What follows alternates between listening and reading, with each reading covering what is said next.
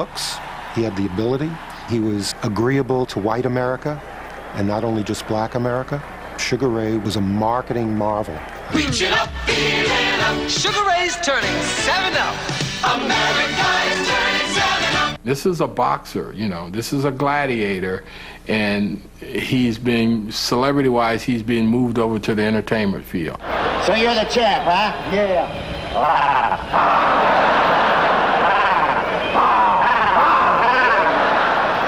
His popularity transcended the boxing world.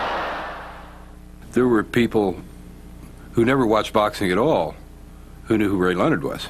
Sugar Ray Leonard was sort of the mini Ali. He was the most charismatic and accomplished fighter out there and had a chance to become the most important figure of his time in the ring. But early in Leonard's career, his supremacy appeared threatened by a burgeoning young fighter named Thomas Hearns.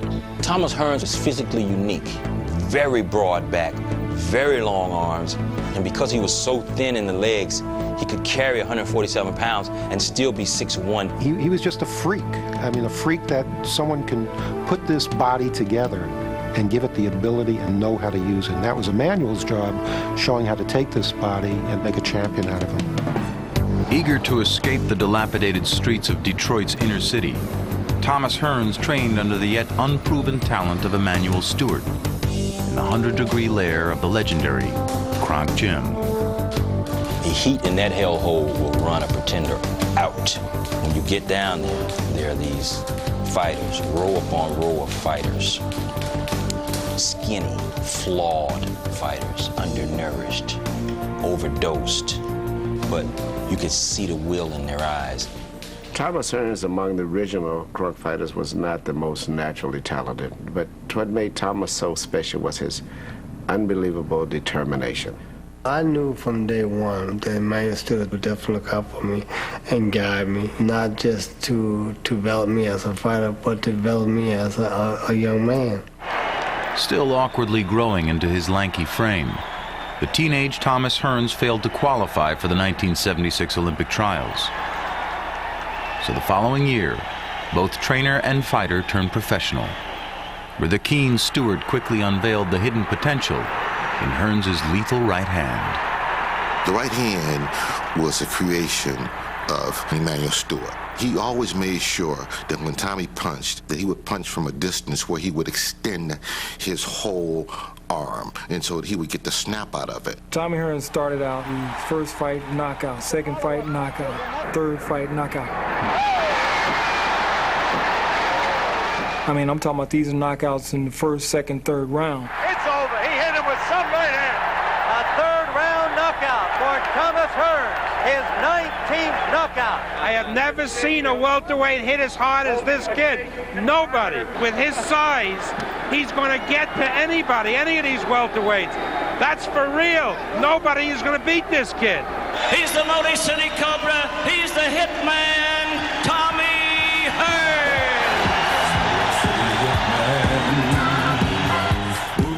The arrival of Thomas Hearns provided the fuel for an economically depressed Motor City, hungry for a new champion. Not since Joe Louis came roaring out of Detroit back in 1934 has this town been so excited about a fighter as they are about Tommy Hearns. This was the rebirth of boxing in the city of Detroit. Thomas was our secret weapon. And the hometown crowd here in Detroit on their feet with another standing ovation.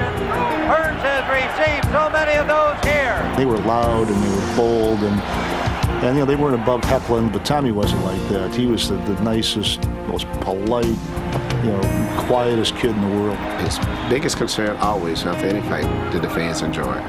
He was always concerned about the fans first and that he gave his best performance. That's a wonderful feeling to know that you are very much appreciated. I was on my way up the ladder, and climbing up the ladder was a great time for me. In 1980, all of Detroit gravitated to Joe Louis Arena as Hearns carried his 28-0 record into a world title match against Mexico's dreaded Pepino Cuevas. Cuevas is taking the punishment now. Hearns connected with the right hand in the second round, Cuevas just became a noodle. There's it going all over. All over. Pepino Cuevas is down. Pepino's trainer immediately, no hesitation, threw the white towel in the ring. Immediately. That's how devastating that right hand was. That's all. The fight is over. It ends in the second round, and Thomas Hearns becomes the new WBA welterweight champion. I said, holy crap, this guy can fight. This guy's bad. You are dodging that man. Well, the fact is just what they say. They've made statements that I'm trying to get away from Thomas Hearns, that I'm afraid of him. The only thing that I fear is the fact that they won't give me the money that I deserve, the money that I want. Aren't you afraid he's going to beat you? I'm not afraid of any man. By 1980, the boxing world had two welterweight title holders, Thomas the Hitman Hearns and Sugar Ray Leonard, who had recently regained his belt in a contentious rematch with Roberto Duran, where Leonard's taunting style frustrated the legendary champion into quitting. I think that Ray Leonard proved in the fights with Duran that he was more than a pretty face. It was no longer was Sugar Ray Leonard a really good fighter. It was he the best fighter out there? Are you going to fight Thomas Hearns? I'll fight Thomas Hearns when he reaches the statue and the popularity of Roberto Duran. Thomas Hearns was legitimately feared, we believe, by the Leonard camp. Their response was to try to minimize him. If Hearns does not have the popularity of Duran, who else is there for you to fight? Tommy, is that your friend there? Okay, do we have another question? We perceived that as them ducking Thomas Hearns. But the rivalry continued to simmer as Dundee deferred the fight for nearly a year. I said, what for? Not now. Let it get juicy, because I can smell it when it's going to be a big, big promotion. I turned Hearns down. But Thomas Hearns remained Leonard's last barrier to greatness. Tommy was the best, and I had to prove that I was the best by beating a guy like Tommy Hearns. That fight was the most important fight of my professional boxing career. The showdown was finally set for September 16, 1981, in Las Vegas, proving the genius of Dundee's delay by promising to be boxing's highest-grossing fight of all time, with Leonard's take of nearly $12 million, banking him the largest salary in sports history. I'm looking forward to it. And, buddy, you better be ready. You better be ready. All day long. Against your head. All day long. All day long. All day long. It'll be one shot. Everybody in America wanted to be in Las Vegas that night. Only 25,000 people could see the fight, but 100,000 people came to town. It was that big of a deal for the boxing world and the city of Las Vegas. With Leonard perceived as the classic boxer and Hearns known as the devastating puncher, experts were at odds over the fight favorite. But to the thousands of loyal Detroit fans flooding into Vegas, Hearns was a sure thing. This was the safest bet in town, betting on Thomas Hearns. People were mortgaging their homes. They were selling their businesses. This was their retirement fund. And everything rested on Thomas Hearns. This is the feature attraction of the evening. 15 rounds of boxing for the undisputed welterweight championship of the world. I do remember walking towards the ring, and all I thought about was Muhammad Ali, how he would react at that moment. And all I said to myself was, be the man. Sugar Ray Leonard. It was the first big super fight for both of us. It was like life or death. There was no in between. It was kind of scary.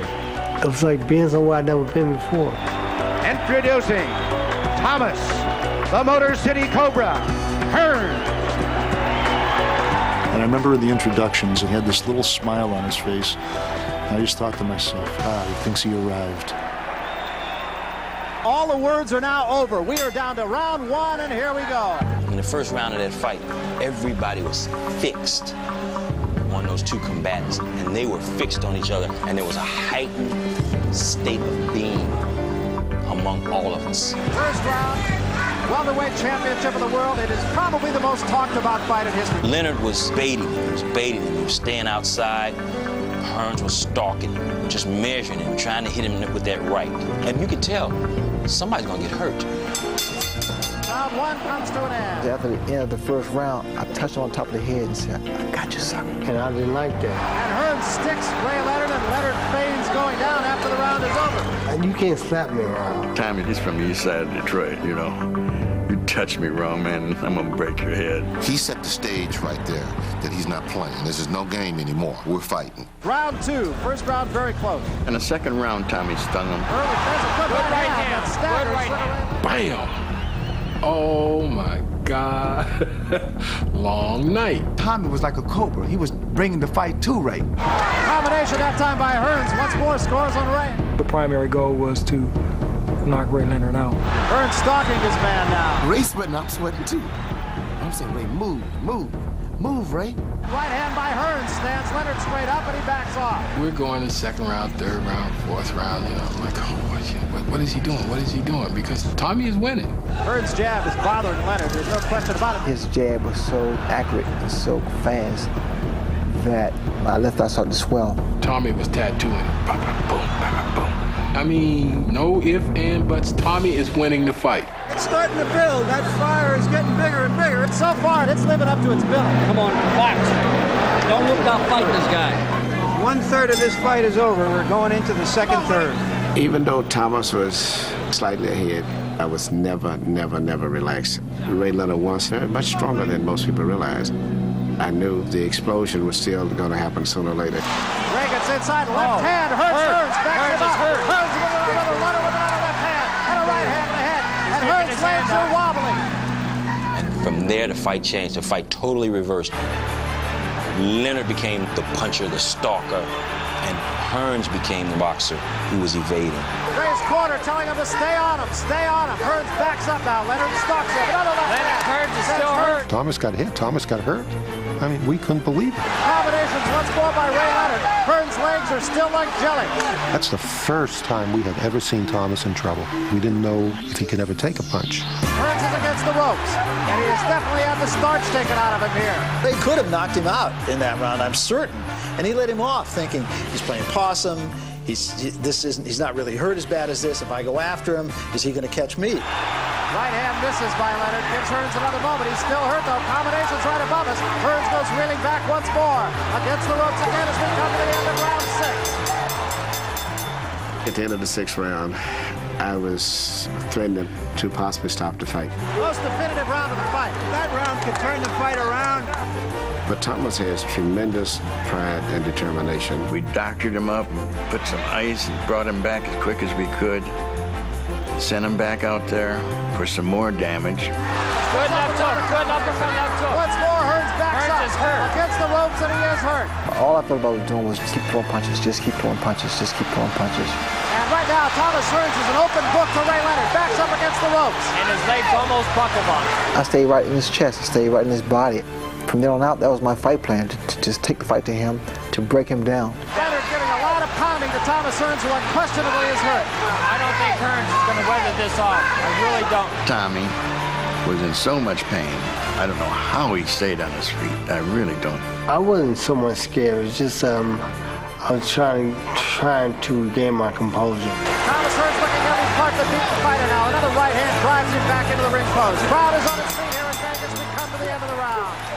I knew I had. I said, this is over. I figured it was gone. It was out. Tommy Hearns is in a land now that he's never been to before. I knew once that bell rang to go back out there, I'd been okay. All I needed was a few minutes to get myself back together. Emmanuel was trying to just get him together. He said, don't worry about it. You know, just you gotta box him. Tommy, you have to box. So Ray Leonard comes to round 8 now, having taken the measure of his man in the last 2 rounds. Right now, there seems little doubt as to the outcome of this fight. That's when Tommy showed the true heart of a champion. It was amazing. You could see him, for a couple of rounds, just trying to clear his head as he stayed away. And then he started pecking away, and he's piling up points. He was on his toes. He was using the ring. He was sliding side to side. He's no longer the hitman. He's the dancer. I don't think I've ever seen a fight that took an 180-degree turn the way way this one did. I think Sugar Ray is a little bit confused.